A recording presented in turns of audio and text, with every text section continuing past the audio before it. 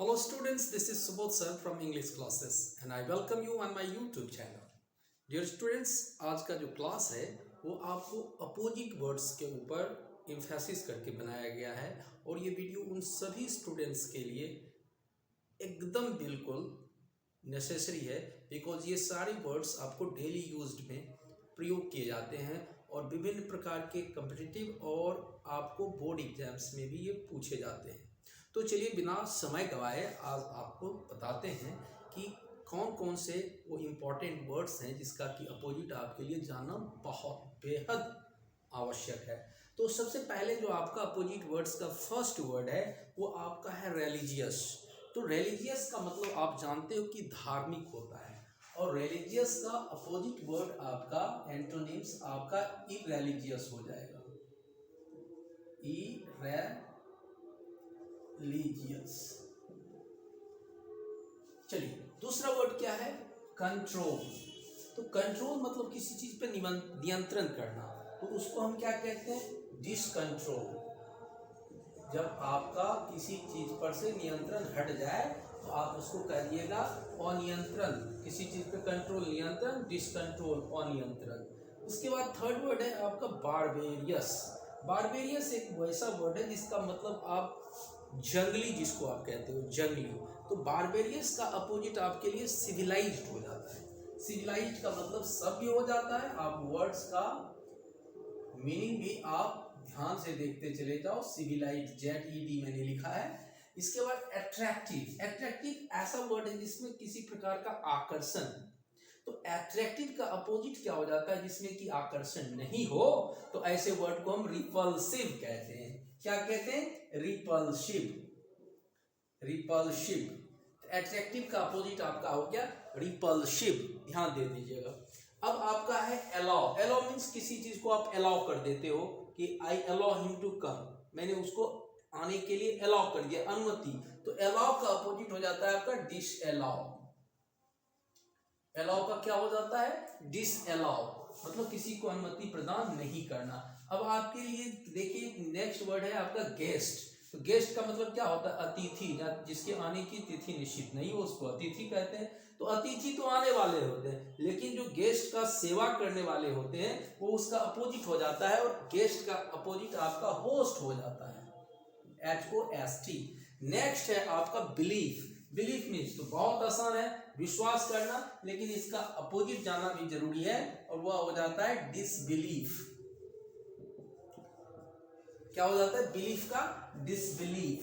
Next word है आपका broad. Broad कहते हैं किसी चीज का अगर लंबा चौड़ा वो है तो ब्रॉड मतलब चौड़ा, लेकिन उसका जो अपोजिट है वो डिसब्रॉड नहीं होता है। इसलिए आपको मैंने ये सारे वर्ड्स दिए हैं, इंपॉर्टेंट वर्ड। ब्रॉड का नैरो हो जाता है, जिसको आप संकीर्ण कहते हैं, NARROW, नैरो। उसके बाद देखिए ऑफर। जैसे कोई काम के लिए आपको ऑफर किया, लेकिन उसका अपोजिट आपने उस काम को ऑफर को रिफ्यूज कर दिया, तो ऑफर का मतलब ये अपोजिट आपका हो गया रिफ्यूज। REFUSE, refuse. एक वर्ड रिफ्यूट होता है जिसका खंडन करना होता है, वो रिफ्यूट नहीं है, ये रिफ्यूज है। इसके बाद देखिए फेमस, कोई चीज अगर प्रसिद्ध है तो उसको फेमस कहते हैं। तो फेमस का आप अपोजिट क्या कहेंगे? तो फेमस का अपोजिट थोड़ा सा अलग है, उसको हम फेमस को अपोजिट में नोटोरियस कहते हैं। नोटोरियस मतलब कुख्यात। इसके बाद आपका नेक्स्ट वर्ड है प्रेज। अब प्रेज मीन्स तो किसी की प्रशंसा करना। तो प्रशंसा जब हम करते हैं तो आई praise him, I praise you.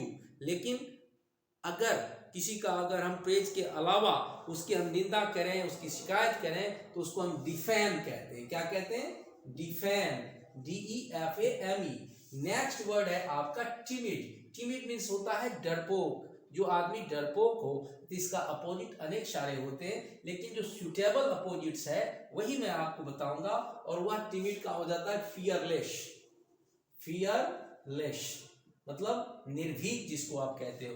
Next word optimism, बहुत इंपॉर्टेंट है। ऑप्टिमिज्म क्या होता है? ऑप्टिमिस्ट, ऑप्टिमिज्म मतलब जो आशावादी होते हैं, और इसका निराशावादी हिंदी में कहते हैं हम, और उसका हो जाता है पैसिमिज्म।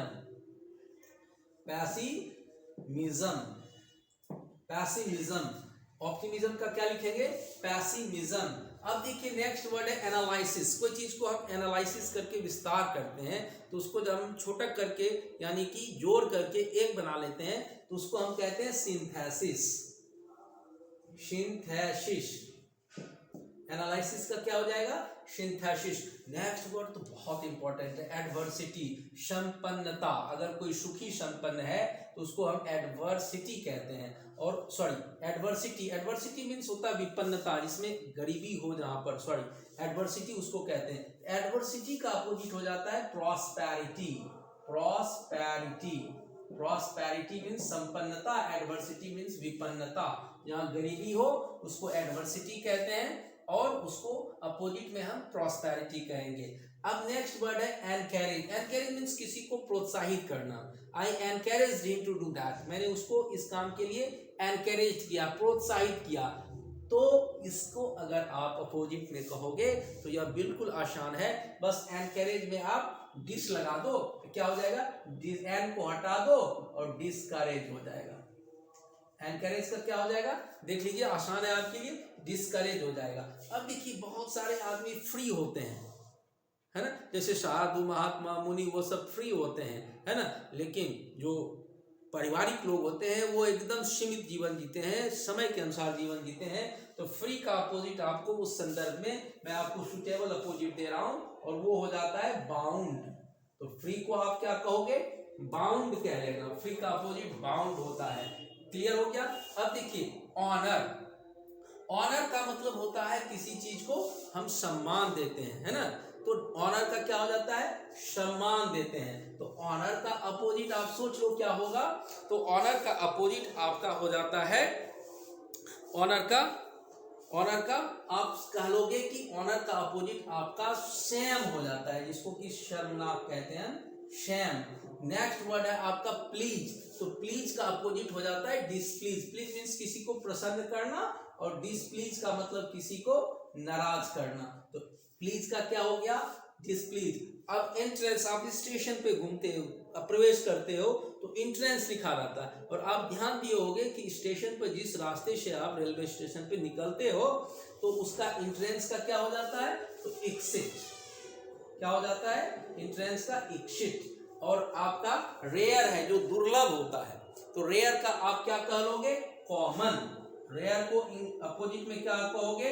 ये बात बहुत कॉमन है ना, तो कॉमन है, आम बात है, लेकिन रेयर हो गया जो दुर्लभ है। और last but not the least ये आपका लेनियंट है। लेनियंट क्या होता है? बॉन्टियस, काइंड, यानी कि आपका ऐसा जो उदार हो। तो उदार का अपोजिट आपको, लेनियंट का सुटेबल अपोजिट आपका हो जाता है स्ट्रिक्ट। क्या हो जाता है? strict, STRICT, strict. So these are the some important opposite words that I have just brought for you people in this video. I hope you will surely like this video and you will share it too, for because I just bring every day new topics, new things for you people. Thanks for watching and thanks for being with us. See you in the next class.